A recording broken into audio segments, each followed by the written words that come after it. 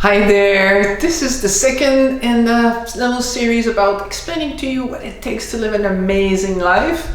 That's also what I teach to you when you come and join us in the Extreme Freedom Retreat weekend. A weekend just for you. So, if you watch the first part, it will make more sense, so I encourage you to do it, but this one stands alone as well. So, from working with thousands of people one-on-one and looking at subconscious beliefs, I started to see patterns that help me create a map.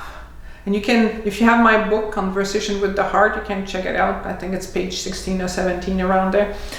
And it really helps you to get a big picture of your life. So it helps you to know, am I coming from stage one and stage two? So I want to explain stage one and stage two. In a nutshell, you don't want to be stuck in stage one. And you will see that as you do your inner work, as you move on your journey towards a more fulfilling life, you will find yourself going in and out of stage one and stage two.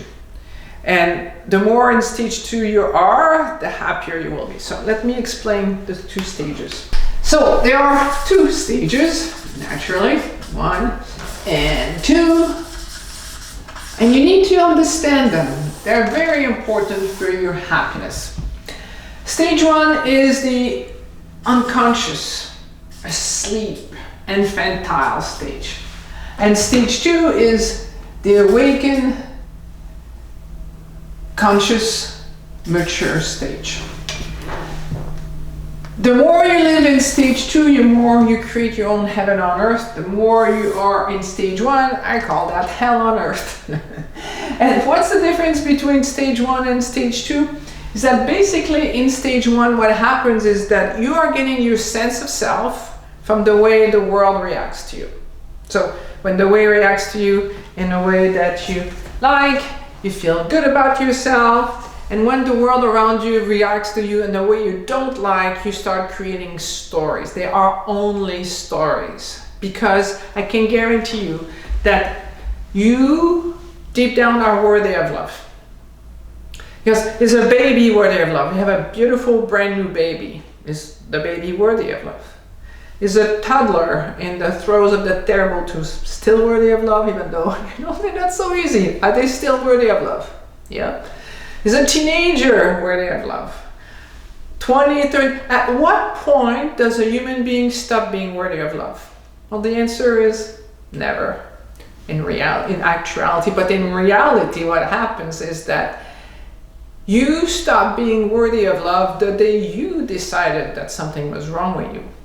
So the good news is, hopefully, you'll take the time to undo this belief that you created. And there's the conscious belief that you know the story, but there's also the subconscious belief that you created. So I want to talk a little bit about that. So in stage 1, we have 3 mechanisms that happen. One is we run away from pain towards pleasure.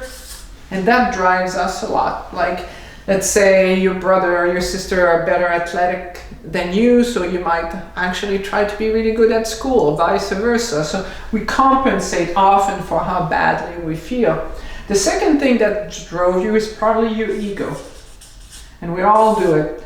Maybe you tried to be like your parents because you liked them, or you swore you will never be like your parents because you don't enjoy them. Or you might even try to punish them. The other mechanism that drives you is conditioned response, or Pavlov. And these things, Pavlovian responses, and these things are running you often without you being conscious. So there's some of the stuff you do that you're conscious of, but there's some of the stuff you're doing that you're not aware of, and it's driving you, and you're in constant reaction. So in stage 1, you are in reaction. You are trying to compensate for how bad you feel about yourself.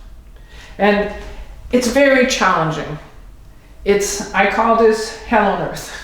It's like when you're in stage 1, it's like you're in a washing machine and you're going into the cycles, and you can try to get out of there and it's always spinning. You try to get out but then go back in.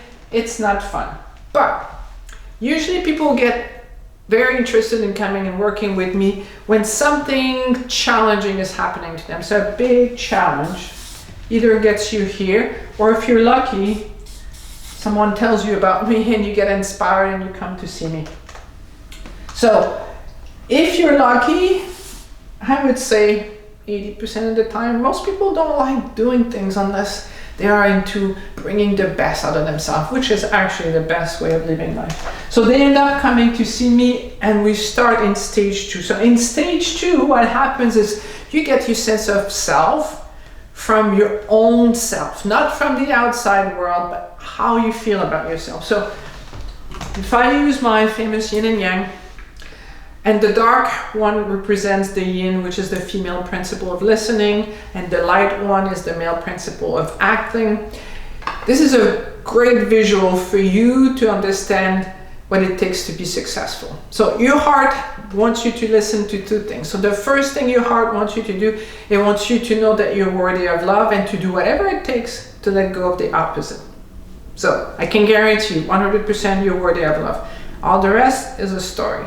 The second thing your heart wants for you is it wants you to admit your dreams and aspirations. And then the trick is to organize your time and take action to fulfill this. So this is the path for heaven on earth. When you start living from that place, when you start listening to your heart and you do this, this is heaven on earth. Heaven on earth. This is hell on earth. It's also kind of the boot camp. Just like you wouldn't be upset about going to a boot camp, nothing is wrong with you for having been born a certain boot camp. Once you start looking at everything that's ever happened as a way to bring the best out of yourself, if you've been challenged through this, you're always growing yourself, gaining interest, gaining networks and things like this, if you choose to. Or you can decide to just say, my life was horrible, what's wrong with me, and you're gonna be stuck. So the only way out of stage 1 is actually to do your inner work and start to look at the big picture. And that's what I wanted to mention to you right now, is watch yourself. Am I coming in reaction? Am I stuck in stage 1 right now? Or am I actually consciously creating my stage 2? Am I consciously loving my life? Am I consciously striving to bring the best out of myself? Because ultimately that's your purpose in life, to bring the best out of yourself. Because when you do that, you love yourself, you love others, you say thank you to God for my life. So that's the best way to live. So I really hope that you join us. If this inspires you, if you resonate with this, you're ready for a change, you're just ready to maximize your life, just join us. It's a beautiful weekend. Like people think, oh, I don't have time, I want to keep my weekend for myself.